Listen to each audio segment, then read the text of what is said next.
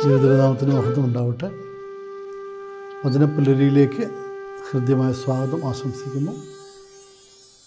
ആവർത്തന പുസ്തകം 33-ാം അധ്യായം 27-ാമത്തെ വാക്യം ഇപ്രകാരം നാം വായിക്കുന്നു: പുരാതനനായ ദൈവം നിൻ്റെ സങ്കേതം, കീഴെ ശാശ്വത ഭുജങ്ങളുണ്ട്. പുരാതനനായ ദൈവം നിൻ്റെ സങ്കേതം, കീഴെ ശാശ്വത ഭുജങ്ങളുണ്ട്. ദൈവപുരുഷനായ മോശ തൻ്റെ മരണത്തിന് മുമ്പ് ഇസ്രായേൽ ജനത്തിന് നൽകുന്ന അനുഗ്രഹമാണിത്. അനാദിയായ ദൈവം നിൻ്റെ സങ്കേതമാണ്, നിൻ്റെ അഭയമാകുന്നു. ശാശ്വതമായ നിത്യമായ ഭുജങ്ങൾ നിൻ്റെ കീഴെയുണ്ട്.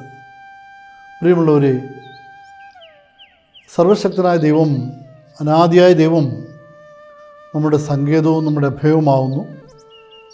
നമുക്കെപ്പോഴും ശാശ്വതമായ നിത്യമായ ഭുജങ്ങൾ, ദൈവത്തിൻ്റെ കരങ്ങൾ നമ്മോടുകൂടെ ഉണ്ട്. നമ്മെ താങ്ങുവാൻ തക്കവണ്ണം ഏത് പ്രതിസന്ധിയിലും, ഏത് പ്രയാസത്തിലും, ഏത് ദുർഘട നിമിഷത്തിലും നമുക്ക് വലിയ ധൈര്യം നൽകുന്ന, ആത്മവിശ്വാസം നൽകുന്ന, ഏതൊരു ക്രൈസ്തവനെ സംബന്ധിച്ചിടത്തോളം ആത്മവിശ്വാസം ലഭിക്കുന്ന ഒരു വചനമാണ്. ശാശ്വതമായ ഭുജങ്ങൾ നമ്മെ താങ്ങുവാൻ തക്കവണ്ണം പുരാതനനായ ദൈവത്തിൻ്റെ കരങ്ങൾ നമ്മോടൊപ്പമുണ്ട്. ധൈര്യമായി മുമ്പോട്ട് പ്രയാണം ചെയ്യുവാൻ നമുക്ക് സാധിക്കണം.